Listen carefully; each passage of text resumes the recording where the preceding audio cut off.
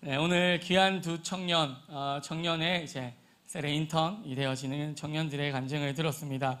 하나님께서 행하신 일들에 감사하며 또 감사하게 되어지는 그런 간증인 것 같습니다. 이제 저도 간증을 들으면서 드는 생각이 이제 중학생이었던 예빈이 그리고 성규가 이 친구들을 섬기며 제가 선생님으로 해피스쿨을 했을 때가 생각이 나고 한데 이제 이들이 또 성장을 하여서 셀의 인턴이 되어지고 그리고 또 셀 교사가 되어져서 또 학교로 찾아가서 해피스쿨을 여는 모습을 보니까 섬기는 모습을 보니까 이 하나님께 얼마나 감사하며 또 이 마음속에 오묘한 감정이 드는 것 같습니다. 아멘. 지금 오늘 구호를 외친 것처럼 요달 친구들이 해피스쿨로 열심히 복음을 전하고 있는 줄로 알고 있습니다. 10월 20일이 초청 축제이죠. 맞습니다. 행복모임 카톡방을 보면 이제 해피스쿨 승리의 소식이 이곳저곳에서 이 학교 저 학교에서 막 들리더라고요. 저도 이제 진짜 오랜만에 경실 전도사님이랑 지난주에 함께 해피스쿨 사역을 하러 한번 갔었습니다. 가는 학교에 딱 들어서는 순간 갑자기 막 설레기 시작하는 거예요. 교문을 보는데 설레고 교문을 딱 보니까 설레는 거예요. 그런데 이 설레는 마음으로 누가 나올까 이렇게 기대하고 있었는데 베스트도 안 나왔고 팀원도 안 나왔어요. 그러면서 저는 생각했어요. 이게 해피스쿨이지. 이게 해피스쿨이지. 우리 마음대로 되지 않는 게 해피스쿨이지. 그런 생각을 하면서 오랜만에 그 현장에 가서 보니까 얼마나 또 가슴이 뛰고 신났는지 모릅니다. 요달 친구들 해피스쿨과 또 초청 축제를 위해서 기도로 응원합니다. 하나님께서 복음을 들고 나아가는 우리 요달 친구들 사역 가운데 하나님께서 강력하게 기름 부어주시고 능력으로 역사해 주실 줄 믿습니다. 그리고 학업 가운데도 복을 더하여 주실 줄 믿습니다. 그리고 친구들을 섬기는 데 있어서 간식이 필요합니까? 그리고 맛있는 걸 사주고 싶은데 어려움이 있으십니까? 그러면 경실 전사님한테 전화하십시오. 경실 전사님께서 해결해 주실 겁니다. 네. 하여튼 요달 해피스쿨 이제 초청 축제 2주 정도 남은 것 같은데 기도로 응원합니다. 아멘. 오늘 본문 말씀을 보시면 1절에 예수께서 다시 가버나움에 들어가시니 집에 계시다는 소문이 들린지라 합니다. 예수께서는 다시 가버나움으로 들어오셨습니다. 그리고 어느 한 집에 머물고 계십니다. 예수님이 어느 한 집에 계시다라는 소문이 온 동네에 퍼졌는데 아마 가버나움에 사는 모든 사람들이 이 소식을 들었을 것입니다. 말씀에 예수님께서 다시 오셨다라고 이야기하고 있는데 다시라는 단어에서 우리가 한 가지 알 수 있는 것은 이미 예수님께서 가버나움에 한번 방문을 하셨다라는 것을 우리는 다시라는 이 단어에서 유추해 볼 수 있습니다. 그렇게 예수님께서 다시 방문한 가버나움에서 사람들이 들썩이기 시작했습니다. 들썩거렸습니다. 2절 말씀에 보면 많은 사람이 모여서 문 앞까지도 들어설 자리가 없게 되었다라고 말씀하고 있는 것을 보니 분명 그곳에 사람이 예수를 만나러 예수를 보러 온 사람이 많다라는 것을 우리는 알 수 있게 되어지죠. 그렇다면 왜 이렇게 수많은 사람들이 모였나? 그리고 왜 이렇게 많은 사람들이 열광하는가 하는 것입니다. 그것은 예수님의 첫 방문, 가버나움으로 처음 오셨을 때를 들여다보면 우리는 알 수 있습니다. 마가복음 1장 21절에서 33절까지의 말씀을 보면 알 수 있는데요. 조금 긴 말씀이지만 우리 다 같이 함께 읽어보도록 하겠습니다. 21절에서 33절까지 말씀 한번 읽어보겠습니다. 시작. 그들이 가버나움에 들어가니라. 예수께서 곧 안식일에 회당에 들어가 가르치심에 무 사람이 그의 교훈에 논라니 이는 그가 가르치시는 것이 권위 있는 자와 같고 서기관들과 같이 아니함일러라. 마침 그들의 회당에 더러운 귀신이 들린 사람이 있어 소리질러 이르되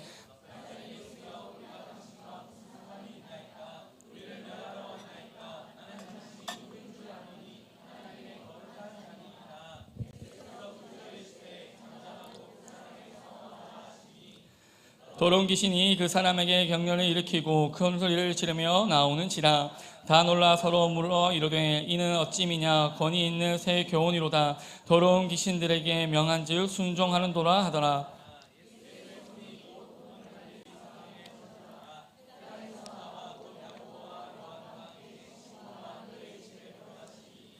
시몬의 장모가 열병으로 누워있는지라. 사람들이 곧 그 여자에 대하여 예수께 여쭤온대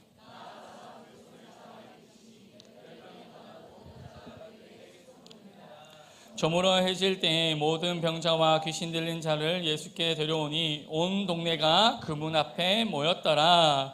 아멘. 방금 우리가 읽었던 이 말씀은요, 이 모든 내용은 예수님께서 가버나움으로 가셔서 하루 동안에 일어난 모든 일들입니다. 그러니까 하루 동안에 예수님이 계신 하루 동안에 일어난 모든 일들이라는 것이죠. 예수님이 회당에 들어가 말씀을 선포했더니 예수님이 가르치신 내용이 어떠한 권위 있는 말보다 권위가 있고 놀라운 말씀이었다라고 지금 이야기하고 있습니다. 여태까지는 율법학자들과 서기관들과 바리새인들을 통해 말씀을 들었습니다. 그리고 그들의 말씀이 최고인 것으로 알고 여겨왔습니다. 그런데 오늘 들은 예수의 말씀은 권위 있는 자와 같고 서기관들과 같이 아니하였다 합니다. 그러니까 율법학자나 서기관들에게 듣는 반복되어지는 그런 율법적인 말씀이 아니라 예수님의 가르침은 가슴을 치는 교훈이었으며 큰 깨달음을 주는 말씀이었던 것입니다. 우리에게도 이런 비슷한 경험이 있지 않습니까? 우리가 세상 속에 살아가면서 세상의 가르침이 전부인 것처럼 여기고 세상의 학문을 배우고 그렇게 살아갔죠. 그런데 그렇게 살다가 예수를 믿게 되어지고 또 교회에 오게 되어지고 교회에서 또 담임 목사님을 통해 세상에서 한 번도 들어보지 못한 하나님의 놀라운 말씀을 우리 모두 들었지 않습니까? 아멘. 사랑하는 성도 여러분, 왜 하나님의 말씀이 놀랍습니까? 왜 하나님의 말씀이 이렇게 큰 권위가 있다고 말합니까? 하나님의 말씀을 듣고 그 이유는 하나님의 말씀을 듣고 우리의 삶이 완전히 변화되었기 때문입니다. 말씀의 교훈에 따라 100% 살지는 못하지만 이 말씀을 듣고 살려고 했으니 우리의 지금 삶의 모양을 보아하니 완전히 이전과는 다른 삶을 살고 있지 않습니까? 그러니 우리 하나님의 말씀은 진리며 최고의 권위의 말씀이 맞습니다. 세상에 수많은 교훈이 있습니다. 책을 통해 좋은 강의를 통해 아주 좋은 것들을 귀에 담고 마음에 담습니다. 그러나 그것들이 우리의 삶을 나의 삶을 변화시켜 주지는 못했지 않습니까? 우리의 삶을 변화시키는 것은 하나님의 말씀뿐입니다. 아멘.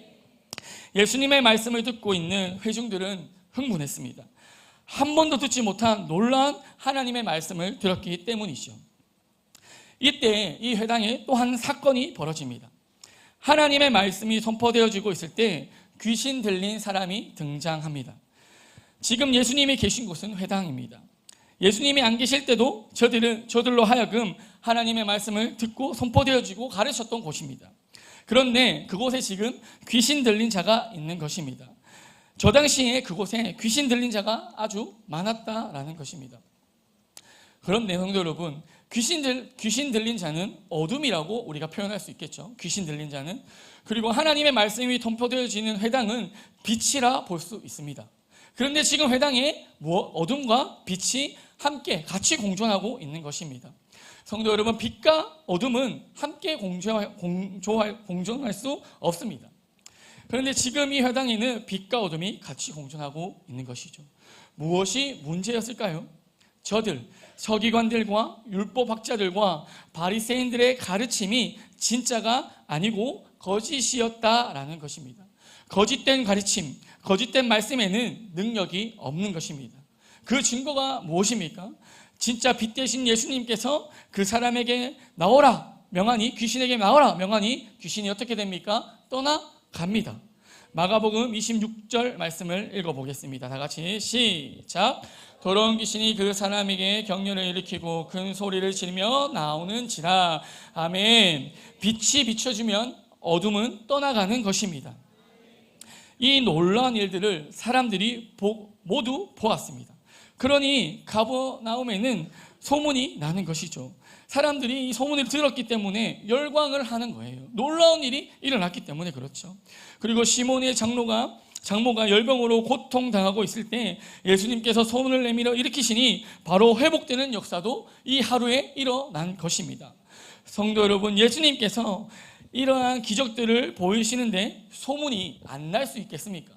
이러한 놀라운 누가 나았더라, 병이 회복되었다라는 소문이, 그런 것들 우리가 이러한 놀라운 일들이 소문이 안 날 수 있겠냐 말이죠.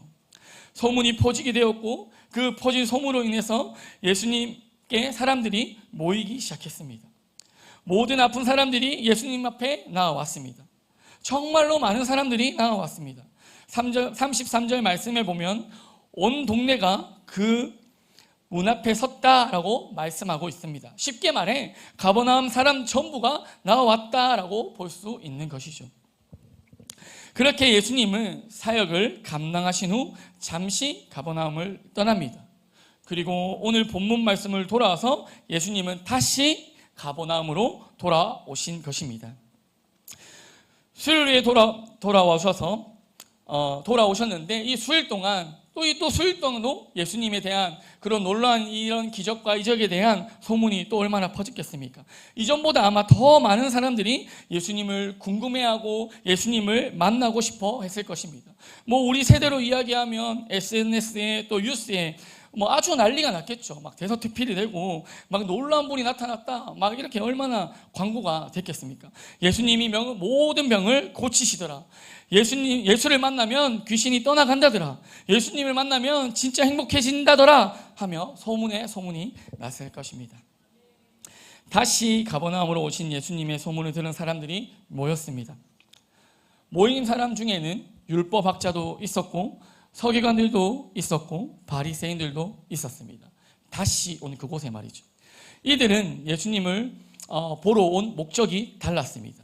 기적과 이적과 예수님의 놀라우심을 보러 온 것이 아니라, 자기의 치유와 회복을 위해 나온 것이 아니라 예수님의 말씀을 대적하고 또 예수님의 말씀 중에서 뭐가 틀렸는지 꼬투리를 잡기 위해 나온 것이죠. 그렇게 나온 사람이 있는가 하면 또 이 예수님을 보러 온 사람 중에는 간절함을 가지고, 믿음과 간절함을 가지고 나온 사람도 있었습니다. 오늘 본문 말씀의 주인공인 중풍병자와 중풍병자를 데리고 나온 4명의 동료들이 믿음과 간절함을 가지고 나온 사람들이었습니다. 오늘 본문에 등장하는 중풍병자는 사실 예수님의 처음 가버나움에 오셨을 때 나음을 입을 수 있었습니다. 왜냐하면 예수님께서 기적을 일으키시는 것을 듣고 온 동네가 나와왔다라고 말씀하셨지 않습니까? 그러니 그때 나와왔더라면 아마 이 중풍병자가 나음을 입고 고침을 얻었을 거예요. 그런데 이때 중풍병자가 나오지 않은 거예요. 그러면 왜 나오지 않았을까요? 첫 번째 기회가 있었어요. 그런데 왜 나오지 않았을까요? 왜 나오지 않았냐면 자신의 병은 나을 수 없을 것이라는 생각이 머릿속에 자리 잡고 있었기 때문에 그렇습니다. 정확히 이야기하면 몸이 아픈 것도 문제죠. 몸이 아파서 움직일 수 없는 것도 문제였지만 나을 수 없을 것이라는 마음의 병이 생겼기 때문에 첫 번째 예수님이 오셨을 때 중풍병자가 나올 수 없었던 것이에요. 아마 중풍병자도 처음에는 몸을 일으키려 했을 거예요. 회복을 해보려고 부단히 노력하고 애를 썼을 거예요. 노력을 했을 거예요. 하지만 아무리 노력을 하고 애를 써도 몸 상태는 좋지 않고 반복되는 어려움으로 인해 이제 나는 안 될 거야, 나는 고침을 받을 수 없어, 내 몸은 되지 않아 라는 마음을 가지고 마음의 병이 생기고 포기가 되었을 것입니다. 쉽게 말해 낫고자 하는 의지 자체가 없어진 겁니다. 오래된 병으로 인하여 말이죠. 의지 자체가 없어진 중풍병자에게 다시 오늘 예수님의 소식이 들립니다. 어떠한 소식입니까? 예수님이 오셨다. 그리고 예수님을 만나면 회복될 수 있다. 예수님을 만나면 걸을 수 있다. 예수님을 만나면 살 수 있다라는 소식이 다시 들려지기 시작한 것입니다. 두 번째 들려지는 예수님의 소식에 중풍병자는 이제서야 의지를 내기 시작합니다. 움직이기 시작합니다. 어떻게 움직입니까? 자기의 혼자 힘으로 능으로 할 수 없기에 4명의 동료의 도움을 받습니다. 성경에는 중풍병자와 4명의 동료의 관계를 설명하고 있지는 않습니다. 가족일 수도 있고 친구일 수도 있고 혹은 또 사람을 이렇게 구했을 수도 있겠죠. 표현되어 있지 않습니다. 그러나 분명한 것은 중풍병자는 반드시 낫고자 하는 의지를 내고 있다라는 사실입니다. 4명의 동료는 반드시 낫게 하겠다라는 의지와 간절함이 있다라는 것이죠. 이들의 관계가 어떻게 되었든 중요한 것은 중풍병자가 낫고자 하는 진심이 있었고 4명의 동료에게는 중풍병자를 향한 사랑이 있었다라는 것이에요. 왜냐하면 이 4명의 중풍병자가 한 행동은 이 동료의 행동은 사랑이 없이 마음이 없이 할 수 없었던 행동이었기 때문에 그래요. 우리가 나중에 말씀을 보아 알 수 있지만 이 4명이 그냥 가서 데려다 주는 것도 아니고 지붕에 올라가서 그거를 뚫고 이거 내리자, 이게 그냥 되어지는 일이 아니라는 거죠. 마음 없이 사랑 없이 이런 헌신과 노력을 할 수 있겠습니까? 불가능한 것입니다. 그리고 이 4명의 동료는 예수님께 나아가면 반드시 나을 것이라는 믿음이 있었습니다. 왜 믿음이 있었을까요? 소문을 들었기 때문입니다. 믿음 있는 4명의 동료와 예수님께로 나아가려는 중풍병자의 의지로 인하여 드디어 예수님께로 나아가게 되었습니다. 움직이게 되었어요. 이전과 다른 것이 바로 이것입니다. 이전에는 움직이지 않았습니다. 지금은 어떠합니까? 움직입니다. 도움을 받아서라도 움직입니다. 방법을 찾아서 예수님께로 나아가려는 결정을 하고 움직였다는 거예요. 회복의 시작은 영적인 움직임으로부터 일어나는 것입니다. 이러한 영적인 움직임이 일어나게 된 배경은 또 무엇입니까? 이러한 영적인 움직임이 일어난 배경은 무엇이에요? 소문. 예수님이면 고칠 수 있다. 반드시 회복되어진다. 반드시 일어설 수 있다. 반드시 살아날 수 있다. 이라는 소문으로부터 움직이기 시작한 거예요. 소문을 들은 중풍병자의 마음에 예수님이 진짜 나의 병을 고칠 수 있을까? 나도 걸을 수 있을까? 나도 회복될 수 있을까? 이거 정말 오래된 병이고 이거 아무도 이 나의 병을 해결해 주지 못했는데 진짜 이 병을 해결할 수 있을까? 그래, 그러면 나아가보자 라는 마음이 들었고 그 마음의 시작으로 믿음이 생기고 움직이기 시작한 것입니다. 사랑하는 성도 여러분, 우리에게도 동일합니다. 중풍병자와 같이 오래된 나의 인생의 문제와 어려움을 두고 나는 안 될 거야 하며 포기하고 계신 분 계십니까? 포기되어진 문제들이 있으십니까? 그리고 혹 기도는 하죠. 기도하라 해서 기도는 해요. 그러나 너무 오래된 문제라서 현실적으로 또 볼 때 이거는 내가 현실적으로 딱 바라봤을 때 안 될 것 같으니까 기도는 하지만 소망 없는 기도를 하는 거예요. 그냥 앵무새처럼 입만 뻥긋뻥긋 하는 거예요. 그냥 기도하라니까 기도하는 거예요. 주문을 외우듯이 혹시 기도하고 계십니까? 오늘 주님의 소문을 들으십시오. 세상에서 수없이 들려오는 안 된다, 할 수 없다, 그것이 너의 인생이다, 그것이 너의 인생의 결국이다 하는 음성 말고 된다더라, 할 수 있다더라, 가정의 문제, 경제 문제, 자녀의 문제, 건강의 문제, 나의 삶에 놓여진 모든 문제들이 예수님이 함께 하시며 회복된다더라 하시는 하나님의 말씀을 들으십시오. 하나님의 소문을 들으십시오. 그리고 믿음으로 반응하십시오. 중풍병자처럼 도움을 받아서라도 움직이십시오. 그때부터 시작입니다. 파도가 치고 거센 바람이 부는 바다 위에서 그 환경을 바라보는 제자들은 두려워 떨었습니다. 그러나 우리가 알고 있죠. 그 환경에 제자들이 무서웠다는 그 두려웠다는 환경에 누가 계셨습니까? 예수님이 계셨습니다. 그 배 위에 예수님이 계셨다라는 거예요. 성도 여러분, 우리의 환경 속에, 나의 문제 속에 예수님이 계십니다. 예수님을 바라보면 문제는 해결되는 것이에요. 왜 그렇습니까? 예수님은 문제 위에 계신 분이기 때문에 그렇습니다. 그런데 우리는 환경을 볼 때가 너무 많아요. 의지를 내어 예수님을 바라봐야 합니다.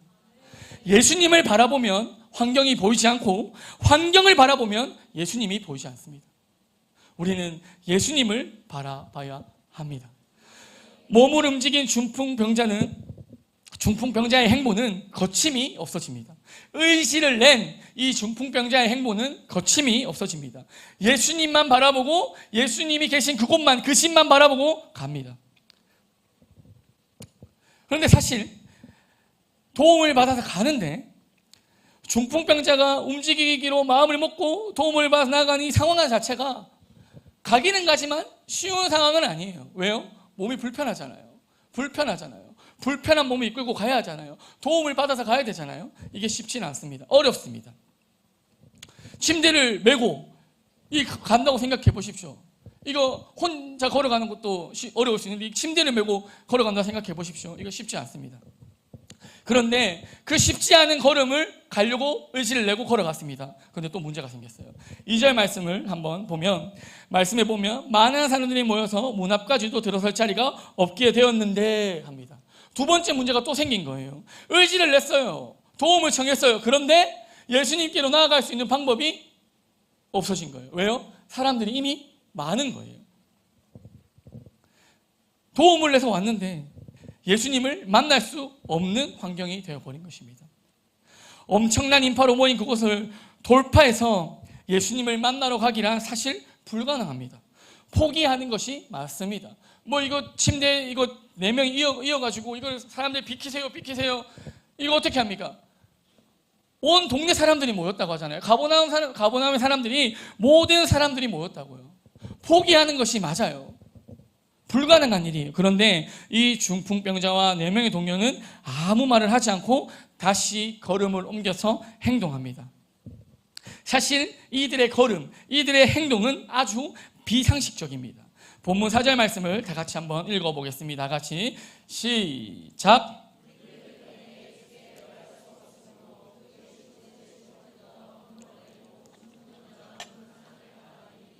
이 보십시오. 얼마나 이 행동 자체가 정상입니까? 비정상적이지 않습니까? 예수님은 지금 하나님의 말씀을 전하고 계셨어요. 이 집안에서 이 하나님의 도를 가르치고 계셨다는 거예요. 쉽게 말해서 예배를 드리고 있었던 거예요. 그런데 그 예배 중에 갑자기 하늘에 구멍이 텅 뚫리는 거예요.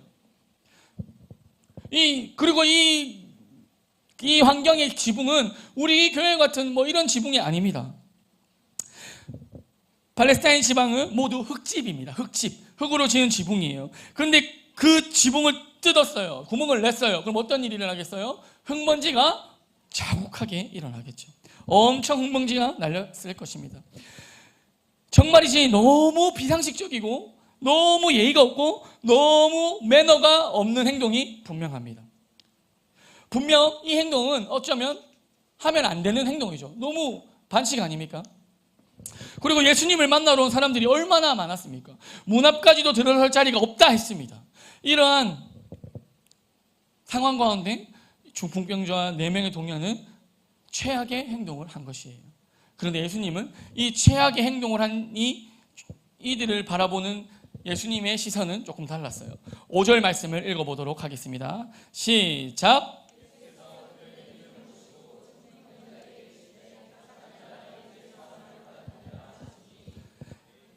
예의 없고 매너 없는 이들을 통해 이들에게 예수님이 하시는 말씀은 그들의 믿음을 보았다라고 말씀하세요.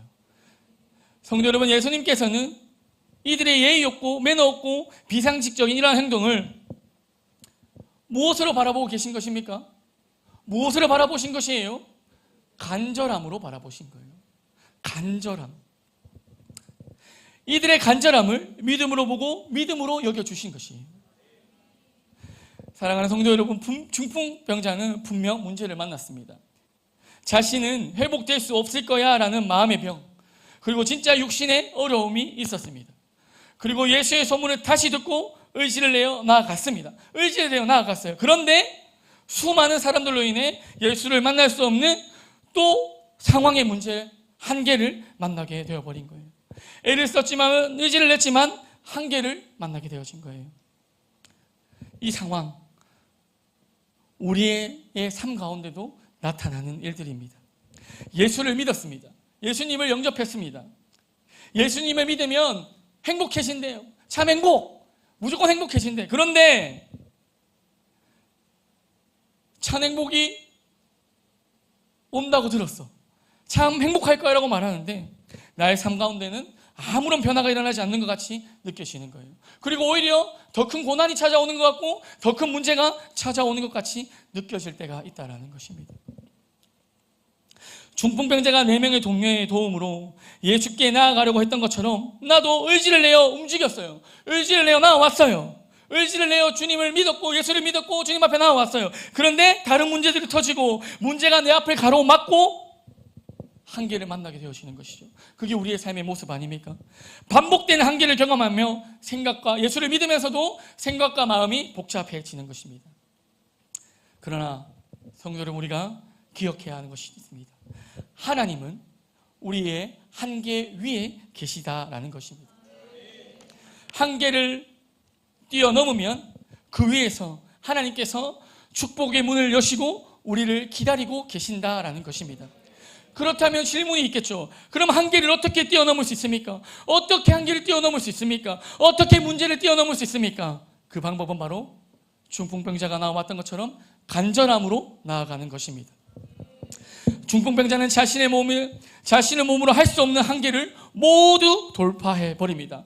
움직일 수 없는 몸인데 4명의 동료를 받아서라도 한계를 뛰어넘었고 예수님께 나아갈 수 없는 상황인데 지붕을 뚫어서라도 한계를 뛰어넘었습니다. 무엇이 이것을 가능케 했습니까? 무엇이 이렇게 움직이게 했습니까? 무엇이 이렇게 지붕을 뚫게 했습니까? 간절함입니다. 낫고자 하는 간절함, 문제가 해결되고자 하는 간절함, 예수님께 나아가고자 하는 간절함, 이 간절함이 가능케 했다라는 것입니다. 내 삶에 찾아온 위기, 그리고 오랫동안 해결되지 않는 문제들, 이제는 되지 않을 거야 하며 포기하신 것들이 있으십니까? 중풍병자처럼 간절함으로 주님 앞에 나아가십시오. 간절함은 내가 제한하고 있는 모든 한계를 뛰어넘도록 도와줍니다. 뛰어넘게 합니다. 그리고 그 간절함으로 나아갈 때 한계를 뛰어넘고 예수님께 주시는 축복, 완전한 회복과 완전한 치유를 경험하게 되어지는 것이죠. 아멘. 말씀을 마무리하도록 하겠습니다. 저는 말씀을 묵상하면서 요 중풍병자에 대한 말씀을 묵상하면서 한 가지 깨닫게 된 것이 있었습니다. 저는 그런 생각을 했습니다.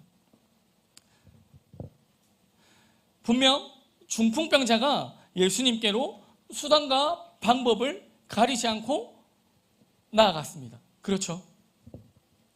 그런데 이 모습을, 이 과정을 보면서 마음속에 이런 감동이 되어지는 것이에요. 분명 수단과 방법을 가리지 않고 중풍병자가 나아갔지만 오히려 예수님께서 간절함으로 나오는 이 중풍병자를 더한 간절함으로 기다리고 계셨다, 기다리고 계셨겠다라는 생각이 드는 것입니다. 중풍병자가 어떠한 방법으로 예수께 나와왔든 다시 뒤로 가라 하면 됩니다. 순서가 아니다 하면 되는 거잖아요. 그리고 앞에 사람들이 많으니까 기다려라 하면 되지 않습니까? 그런데 예수님은 그렇게 하지 않으시고 마치 기다린 사람처럼 이 중풍병자가 내려온 것을 퉁 떨어지는 것을 보자마자 바로 회복의 은혜를 부어주셨지 않습니까? 마치 기다린 사람처럼 내가 너를 기다렸다. 예수님께서 삭개오에게 그 뽕나무 위에 있는 그 삭개오에게 나아갔던 것처럼 마치 그렇게 간절히 중풍병자를 기다리고 계셨구나, 기다리신 것처럼 이 마음에 느껴지는 거예요. 사랑하는 성도 여러분, 하나님은 간절함으로 나오는 사람을 기다리고 계십니다. 삶에 어떠한 문제가 있든 상관없습니다.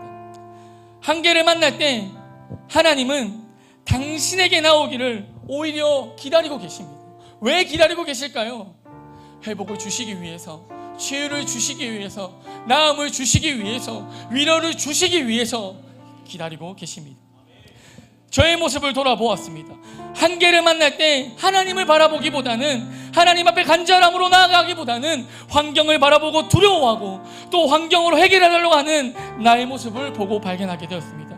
그리고 또 어쩔 때는 하나님 앞에 나아가기도 합니다. 하나님 앞에 무릎 꿇고 엎드리기도 하고 하나님께 구하기도 합니다. 그런데 문제를 두고, 상황을 두고, 사역을 두고 중풍병자처럼 저렇게 간절히 지붕을 뚫어서라도 고침받고 싶다, 해결하고 싶다라는 마음이 내 마음에 있나? 나에게 그런 간절함이 있나? 질문을 해보았습니다. 하나님 앞에 저런 간절함의 표현이 있나? 하나님 빨리 고쳐주고 싶고 빨리 해결하고 해주고 싶은 그런 간절함의 표현이 나에게 있나? 라고 나한테 질문해보았어요. 그리고 그 질문 뒤에 마음속에 부끄럼만 남게 되었습니다. 성도 여러분, 어떠하십니까? 삶 속에서 한계를 만나셨습니까? 그렇다면 그 한계 속에서 또 어떻게 반응하고 계십니까? 지붕을 뚫는 간절함으로 주님 앞에 나아가고 계십니까? 아니면 멈칫멈칫 주춤주춤 하고 계십니까? 하나님은 기다리고 계십니다. 우리가 한계 위로 올라서기를, 주님께 나아오기를 기다리고 계십니다. 축복의 문을 열고 기다리고 계십니다. 그 주님 앞에 간절함으로 나아가는 한 주 되시기를 축복하며, 그렇게 주님 주신 은혜와 복을 넘치게 받는 여러분 되시기를 축복하며 기도합니다. 아멘. 기도하겠습니다. 아버지 하나님, 감사합니다. 하나님, 주님 앞에 나와 말씀을 들을 수 있는 은혜를 다하여 주시니 감사합니다. 하나님, 오늘 중풍병자와 내 명예 동료를 통하여 하나님 내 마음속의 간절함을 확인해 봅니다. 하나님, 내 마음속에 지붕을 뚫는 간절함이 있었나 확인해 봅니다. 하나님, 나를 기다리시는 주님의 마음을 봅니다. 하나님, 주님 앞에 간절함으로 나아가는 우리 모두 되게 하여 주시옵소서. 나의 한계 앞에 한계를 만날 때 멈춰서는 사람 되지 않고 하나님 그 한계 속에 주의 이름을 부르며 주님 앞에 간절함으로 표현하며 간절함으로 나아가는 우리 모두 되게 하여 주시옵소서. 그리고 그렇게 간절함으로 나아갈 때 위로하시고 도우시고 만나주시고 책임져 주시는 하나님을 경험하게 하여 주시옵소서. 우리와 함께 하신 주의 은혜를 기대하며 예수님의 이름으로 기도드립니다. 아멘.